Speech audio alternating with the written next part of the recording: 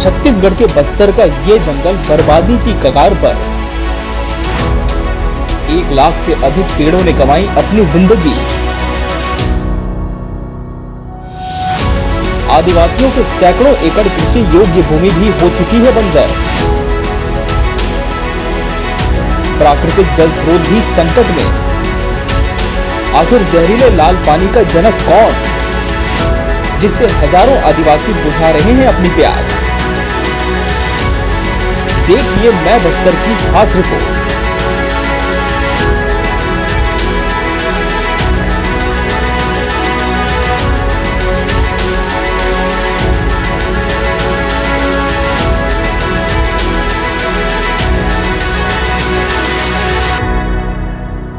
छत्तीसगढ़ के दंतेवाड़ा जिले में स्थित एनएमडीसी भले ही भारत के नवरत्न कंपनियों में से एक हो, लेकिन उसके कामकाज से जंगल और प्राकृतिक संसाधन तेजी से बर्बाद हो रहे हैं।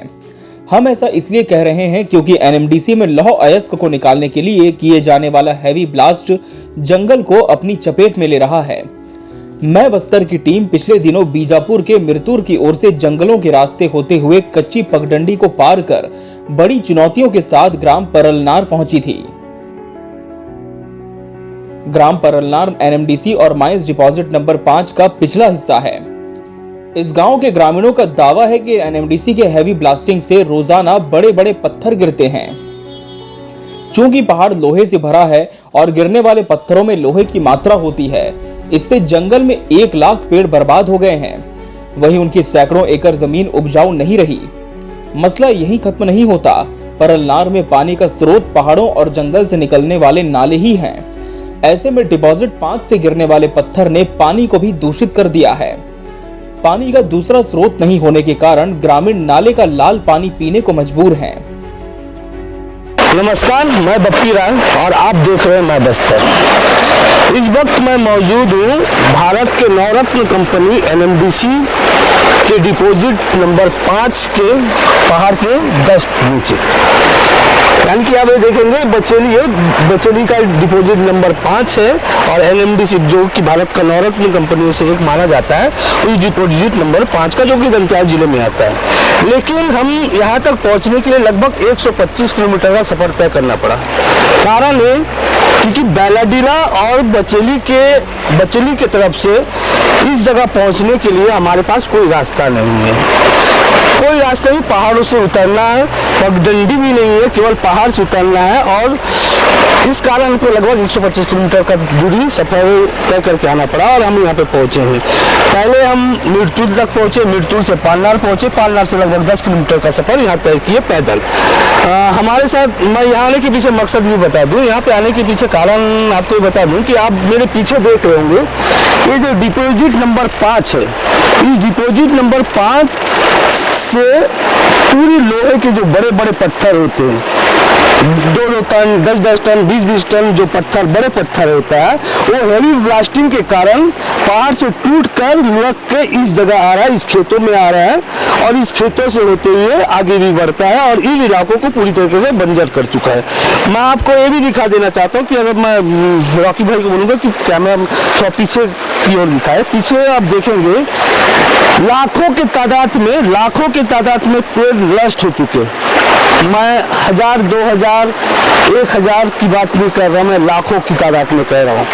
लाखों, ये कि आप यहीं पे अगर गिनती अगर चालू करेंगे तो यहीं पे आपको लगभग 1000 पेड़ दिखेंगे जो पूरी तरीके से नष्ट हो चुके हैं, मर चुके हैं। कारण एनएमडीसी से आता हुआ जो प्रदूषित पानी है और इसके अलावा जो बड़े बड़े बोल्डर है, इन पेड़ों के पर आके गिरती है और पेड़ पूरी तरीके से नष्ट हो रही है।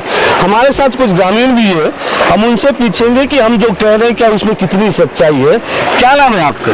छोटू सर। छोटू, पालनार से है। तो यहाँ पे क्या हो रहा है, कैसे है, क्या है? पूरा बैलडी लगा, पूरा पत्थर गिर रहे हैं और झाड़ पौधे पूरा मर रहे हैं सर, पूरा मर गया। पूरा बारिश में पूरा फैला रहता है, पूरा हाथ पैर में पूरा जमता है, लाल पानी आता है। हाँ, तो इतने बड़े बड़े पत्थर दिख रहे हैं और हमने भी जो कैमरा में बनाई थी 10-10 टन वजनी पत्थर, ये सब पूरा ऊपर से पहाड़ से ऊपर से गिर रहा है सर। क्यों हुआ था? क्या ब्लास्टिंग होता है कि क्या?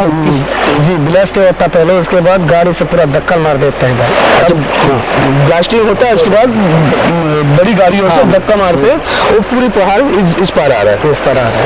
तो उसके अलावा और क्या है, क्या समस्या? ये जो पेड़ जो पूरे दिख रहे हैं आपको, पूरा मर चुके हैं पेड़, ये कैसे मरे? वही पत्थर का वजह से पूरा पत्थर गिर रहा है और पूरा ये क्या बोलते लोहा टाइप का पूरा बैठ गया, तब पेड़ पौधा पूरा मर गया। पहले ऐसा था स्थिति? पहले ऐसे नहीं था। पहले ऐसी स्थिति में। आपका नाम क्या है?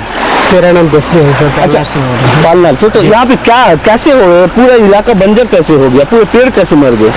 पेड़ की ऊपर से क्या ब्लास्टिंग लगाते हैं, ब्लास्टिंग लगाने के बाद पूरा पत्थर इधर गिरता है, गिरने के बाद पूरा इधर आता है पत्थर आके पूरा पेड़ों को लगता है, पेड़ों को लगने के बाद पूरा क्या चमड़ा वगैरह पूरा छिलका निकाल के मर जाता है। अच्छा, और फाइनल भी आता है क्या? जी, पैनर भी आता है, पैनर आता है। पैनर आने के बाद ऐसा क्या नाला को पार करते समय पूरे पैर को भी पकड़ता है, हाथ दोनों से हाथ को भी पकड़ता है। खेत बर्बाद होते हैं? खेत भी पूरा बर्बाद हो गया। आसपास के कितना ऐसा गाँव होगा जहाँ खेत बर्बाद हुआ होगा?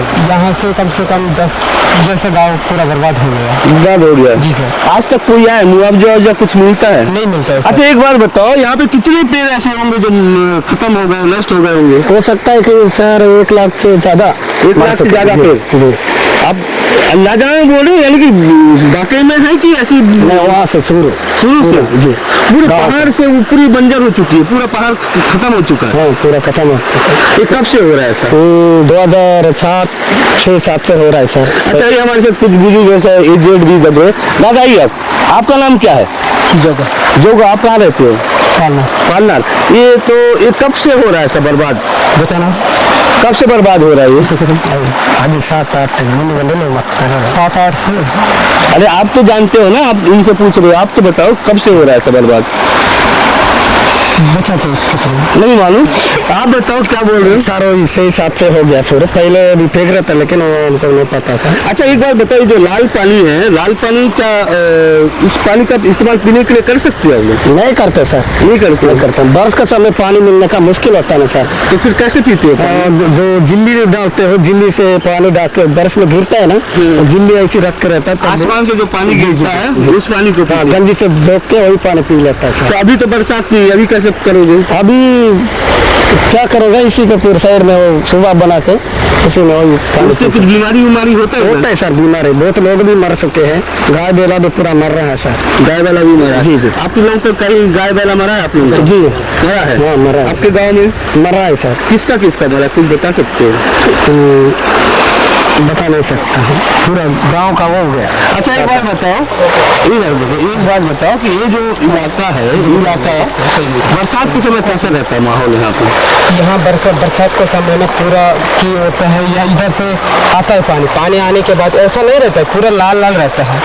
पूरा लाल। अभी क्या, पहले कैसे रहता था? पहले कैसा स्थिति था? पहले थोड़ा अच्छा था, ऐसा नहीं था, पूरा ये पेड़ पौधे पूरा अच्छा था। एक बार क्या पहाड़ से क्या पैनर आके पूरा ऐसा कर दिया, ऐसा हो कि पूरा मैदान की तरह हो गया। मैदान की तरह हो गया। पहले यहाँ पूरा जंगल था, तो थोड़ा सा नाला था, ऐसा हो। नाला में पहले पानी अच्छा था? पहले पानी अच्छा ही था, पहले पानी अच्छा था। तो आसपास यहाँ पे बोरिंग है? नहीं है बोरिंग भी नहीं है। स्कूल, आश्रम स्कूल नहीं है, आश्रम नहीं है, हॉस्पिटल नहीं है, कुछ भी नहीं। आंगनबाड़ी भी नहीं है। तो इसका तो विरोध करते हो क्या आप लोग कि नहीं करते? नहीं करते सर, विरोध भी करते? नहीं करते हैं। स्कूल, आंगनबाड़ी, आश्रम का विरोध नहीं करते हम। चाहिए आप लोगों को? चाहिए, स्कूल चाहिए। ये जो पूरा इलाका बर्बाद हो गया, आप लोग कभी किसी को शिकायत की, कुछ बोले हो? एक बार भी किए थे सर, गुड्डू पत्रा सर के साथ। अच्छा, पत्रकारों के सामने बोले थे? और प्रशासन को किसी को नहीं बोले आप? नहीं बोले। आज तक कोई प्रशासनिक अमला यहाँ पे आया? कोई प्रशासनिक अधिकारी आया? कोई आया? जाके देखा सर NMDC का, तो उसको कुछ नहीं माने सर, NMDC कुछ नहीं मानता। तो मौत जो है यहाँ पे आम सी बात है। बस्तर की अगर बात किया जाए, बंदूक की गोली से तो मौत होती है, हिंसा प्रति हिंसा में आए दिन बस्तर के आदिवासी मरते हैं।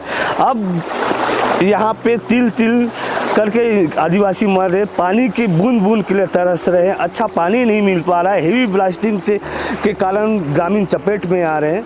कुल मिला के बस्तर के आवासियों के नियति ये बन चुकी है कि वो केवल मौत के कगार की ओर जाए।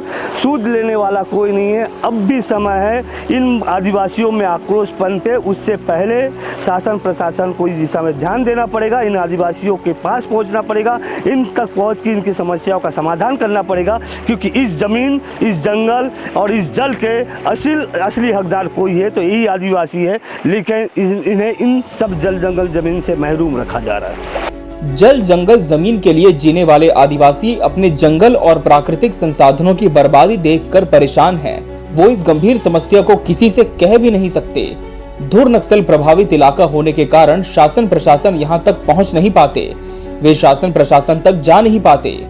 ग्रामीणों का कहना है कि वो शहर की ओर जाते हैं तो पुलिस नक्सली समझकर प्रताड़ित करती है। ऐसे में एनएमडीसी की लापरवाही से हमारा जंगल उजड़ रहा है, हम कहें भी तो किससे कहें। मैं बस्तर की टीम परल्लार से लौटने के बाद एनएमडीसी प्रबंधन से मुलाकात कर उनको गांव की समस्या को संज्ञान में लाकर जिम्मेदारों से जवाब मांगना चाहा, लेकिन एनएमडीसी प्रबंधन ने मामला जानने के बाद ईमेल के जरिए जवाब देने का आश्वासन देकर पूरे मामले से कन्नी काटते हुए नजर आई। ऐसे में ये साफ है कि एनएमडीसी जिन आदिवासियों की जमीन का दोहन कर प्रॉफिट पर प्रॉफिट बना रही है, उन्हीं के लिए कुछ नहीं करना चाहती। हाँ, अपने कर्मचारियों के हित और सरकार को दिखाने के लिए शहरी इलाके को जरूर चमका रहा है। सच कहें तो परल्लार जैसे जंगल में बसे कई गांव की यही हकीकत है, जिनकी सुध लेने वाला भी कोई नहीं है।